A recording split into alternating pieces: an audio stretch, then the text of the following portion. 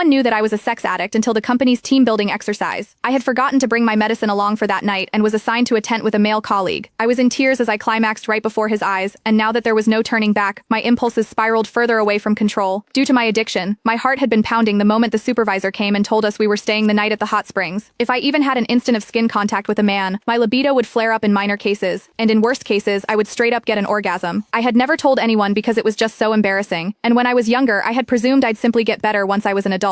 That was until I realized the symptoms were getting even more out of control. And there was that one time I almost moaned out loud in public. Fighting back the embarrassment that almost killed me, I went to the doctor and got some medicine. However, I had forgotten to bring my medicine, as this team-building exercise was organized out of the blue, and very far from my home, even as I fought against the fear eating me inside, warning myself to restrain myself and stay well behind. Our supervisor suddenly announced, "Sorry guys, all the rooms have been booked, but we have tents. There aren't many, so we're just going to have to make do. Ruth, you're going to Dean's tent." And that was how we got to the situation right now. Me, a sex addict with no meds within reach, following the burly man into the tent. I did my best to keep to a corner in the tent, biting my lip and closing my eyes while telling myself to fall asleep as soon as I could before the last dosage lost effect. But that was when Dean came to me. "What's wrong?" he asked. I could feel his body warmth from my back, and my skin was already crawling. "Nothing. I'm fine. Please, just stay away from me." But even as the stimulation extended from my skin to the rest of my body, I knew the pain was coming. I checked my phone and only saw that it was midnight, 6 hours since I had last taken my pills. It was losing effect soon. Soon my whole body was shuddering, while there was a warm stream gushing out between my legs. I kept my head buried between my legs and did my best not to look at Dean. People would mock me for being a skank if they noticed my condition, and I couldn't bear to stay in the company at that point. Meanwhile, Miles Hendricks, the other colleague in the tent, was already snoring out loud. I kept clenching my knuckles, my own nails digging into my palm. The pain calmed me somewhat, and I told Dean, "Sorry, I'm not distancing myself. I'm just not feeling well." Never could I have expected Dean to move toward me without another word, reaching out with his large warm palm and pressing it over my forehead. Even as he held his palm steady, I found myself staring at his chest and nothing else. I could also see that distinct collarbone and chiseled chest under his shirt. I seemed to tighten at the very next second, and orgasmed amid my embarrassment, and the ensuing moan could barely be stifled. Worst of all, I was trembling even worse after I orgasmed, and Dean could clearly feel me shaking. "That's strange. Why are you so flushed? You don't even have a fever," he murmured, not giving up feeling my forehead and cheeks just then. I trembled even more and turned my face away, but it was the back of the tent right behind me. Having nowhere else to go, I clenched my jaw so I wouldn't moan again, even as I decided I couldn't stay in this sealed room when all I could smell was Dean. He wasn't a smoker, so his faint soapy and hormonal scent was especially recognizable. I could feel all the pores around my opening, as the orgasm left me painfully sensitive to everything. In the heat of the moment, I pushed Dean away and sent him stumbling backward, while I scrambled to crawl out of my tent, not caring that my skirt was short, exposing my wet panties right in front of his eyes. He promptly turned away to stop himself from staring, but he was no brat either. Seemingly struck with a thought, he followed me, even as I lost control over my body. The fire in my loins was ablaze, and I had never felt libido this violent. All I could think about was Dean's collarbone under his white shirt, his Adam's apple, his healthy-hued skin, and even his warm palm. At that point, I had barely made a few more steps before I dropped to my knees, my sex drive overwhelming me to the point I couldn't feel my knees painfully hitting the ground. Dean promptly chased me down, trying to keep me on my feet while asking, "What's wrong?" I somehow had this feeling that if anyone else had fallen sick